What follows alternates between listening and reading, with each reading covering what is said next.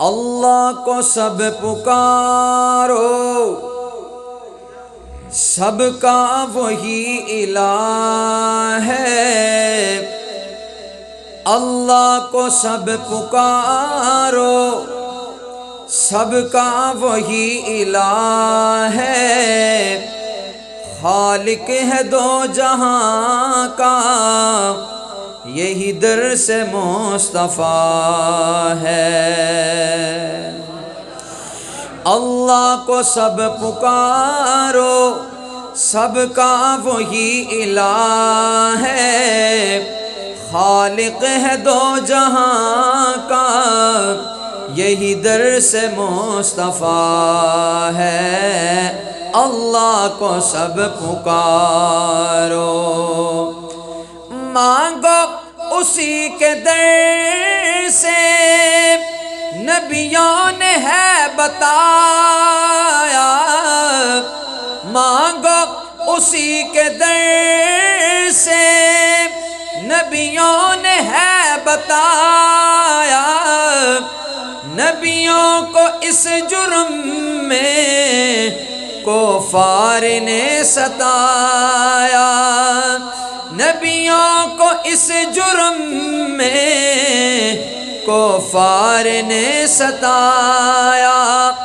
نبیوں نے مار کھا کر، نبیوں نے مار کھا کر، نبیوں نے مار کھا کر، پھر بھی یہ دی صدا ہے۔ خالق ہے دو جہاں کا، یہی در سے مصطفیٰ ہے۔ اللہ کو سب پکارو، اللہ کو سب پکارو، سب کا وہی الہ ہے۔ خالق ہے دو جہاں کا، یہی در سے مصطفیٰ ہے۔ اللہ کو سب پکارو، اور ایک دفعہ کہہ دو سبحان اللہ۔ مشکل کشا سبھی کا، مشکل کشا علی کا، مشکل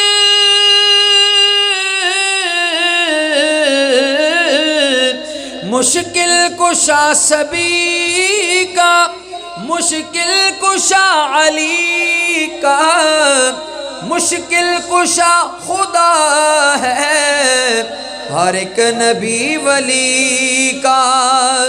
مشکل کشا خدا ہے ہر ایک نبی ولی کا۔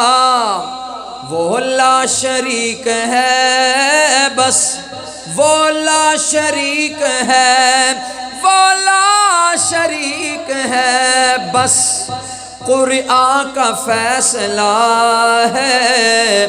خالق ہے دو جہاں کا، یہی در سے مصطفیٰ ہے۔ اللہ کو سب پکارو، ایک دفعہ کہہ دو سبحان اللہ۔ واضح آیت، ہر نماز کی ہر رکعت میں پڑھتے ہیں، سارے پڑھتے ہیں ایاک نعبد و ایاک، چھوٹے بول رہے ہیں، بڑے بھی ایک دفعہ بولیں۔ میں دعا دوں گا اللہ ہم سب کو اس آیت کے مطابق عقیدہ بنانے کی توفیق عطا فرمائے۔ ایاک نعبد و ایاک، مفہوم کیا ہے، ترجمہ کیا ہے کہ سب کچھ کرنے والی ذات کس کی ذات ہے؟ اللہ کی ذات ہے۔ دنیا کے اندر کوئی کسی کا کچھ نہیں بگاڑ سکتا، کوئی کچھ نہیں کر سکتا۔ سب کچھ کرنے والی ذات، دینے والی ذات، لینے والی ذات، نفع نقصان کے لائق اگر کوئی ذات ہے تو صرف اللہ کی ذات ہے۔ یہ اس آیت کو ہم 5 وقت کی نماز ہر رکعت میں پڑھتے ہیں، تو شاعر نے یہی خلاصہ بیان کیا ہے کہ در در سے مانگنا یہ، در در سے مانگنا یہ انصاف گئے کہاں کا۔ در در سے مانگنا یہ انصاف گئے کہاں کا۔ در در سے جو بھی مانگے ڈاکو ہے وہ ایمان کا۔ در در سے جو بھی مانگے ڈاکو ہے وہ ایمان کا، ایمان والوں کا بس، ایمان والوں کا بس، حاجت روا خدا ہے، خالق ہے دو جہاں کا، یہی در سے مصطفیٰ ہے، اللہ کو سب پکار